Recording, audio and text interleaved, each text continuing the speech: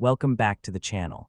In this video, I'll show you how to check your website performance in Google Search Console in 2026.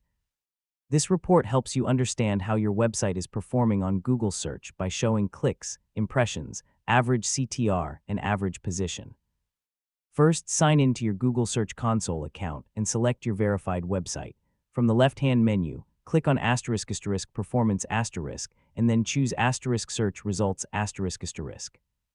At the top of the report, you'll see 4 important metrics: total clicks ***, total impressions ***, average CTR ***, and average position ***. Click each one to enable it so you can view all your website's performance data at the same time. Next, choose a date range. You can check the last 7 days, 28 days, 3 months, 12 months, or set a custom date range. Comparing different time periods is a great way to see whether your website traffic is growing or declining. Scroll down to view detailed reports. The **queries ** tab shows the search terms people use to find your website.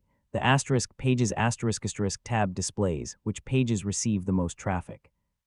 You can also check performance by countries **, devices **, and search appearance * to better understand where your visitors are coming from and how they find your content. You can use filters to analyze specific pages or keywords. Simply click **new** at the top of the report and filter by page, query, country, device, or search type.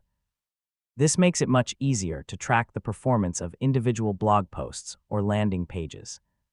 If you notice pages with high impressions but a low click-through rate, consider improving your page title and meta description.